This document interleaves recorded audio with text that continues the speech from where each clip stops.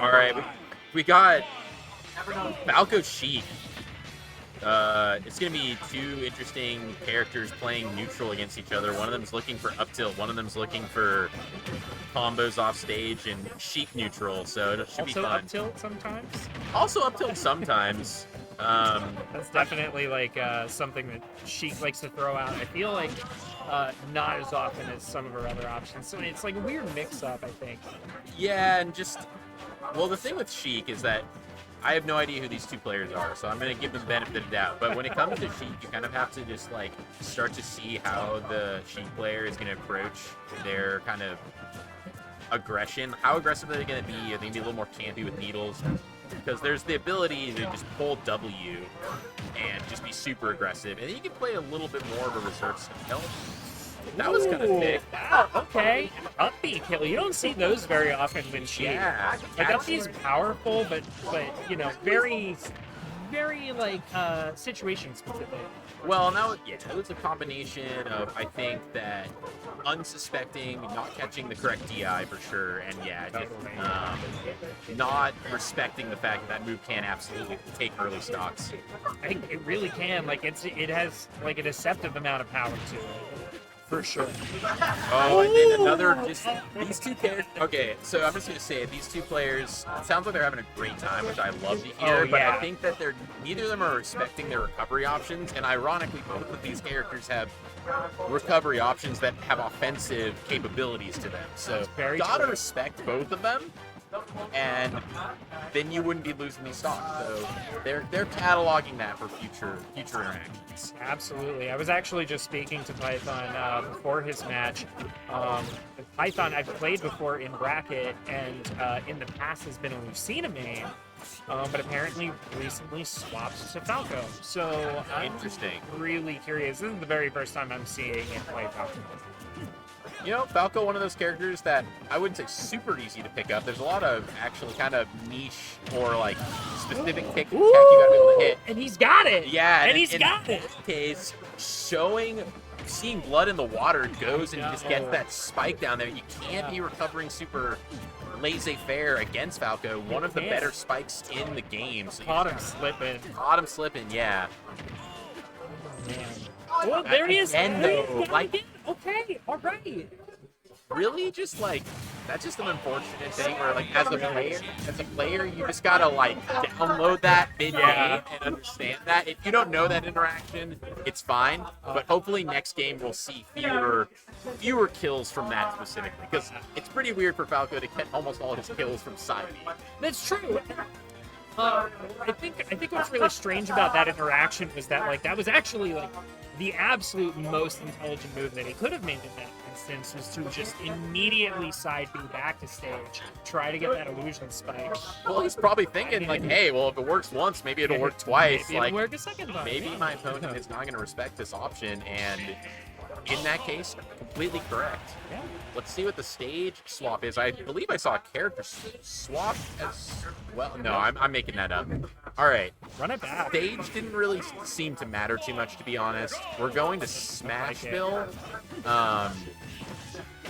I know there's some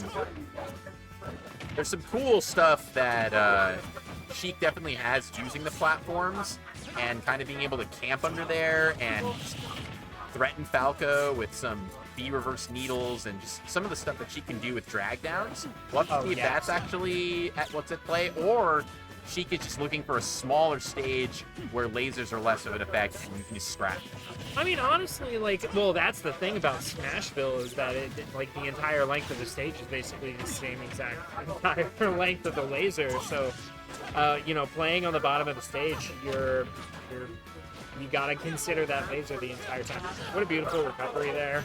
Got the fish.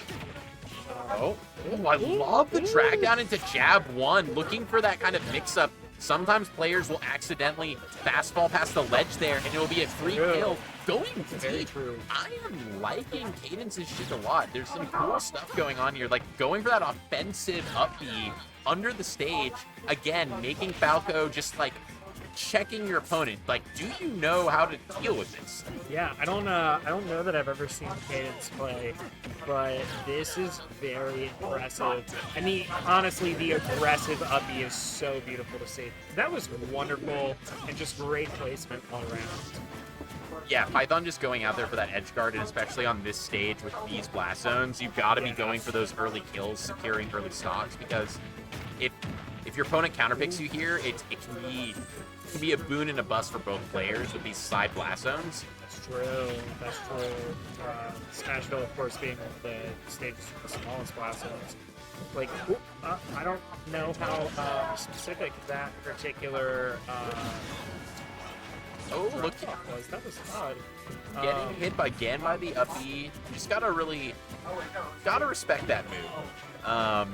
It's kind of one of those things where I think Falco should just be going for the edge guard. If you don't get it, it's okay. Just try and start your ledge trap, which not that Falco is particularly incredible at ledge trapping, but He's got options.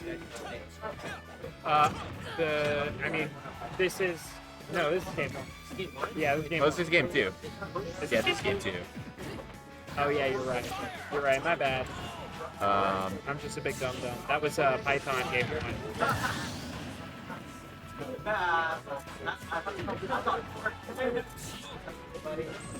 You just click back on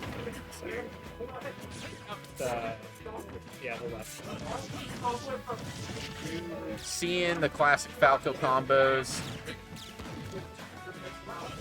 Going for the spike again.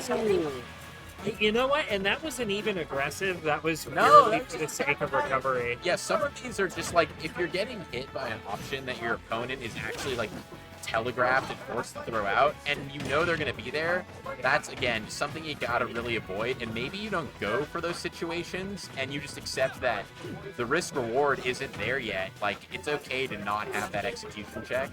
Yeah, that's like the classic. I don't know if you've played RTS games in the past, but like you can't overextend. You know, like you don't want to put yourself into a position that you just don't need to be in. If you're up a stock, don't get aggressive about it. You know, hang back. Let your opponent come to you. They're forced to, being under, and I mean, you have the opportunity to time them out if you really want to. If he wants to do that, that was a beautiful up smash. And even with the good, the solid DI there, it didn't matter, and those upper blast zones. Yes. That was beautiful. GG's. Yeah, it was a really cool set. I still really.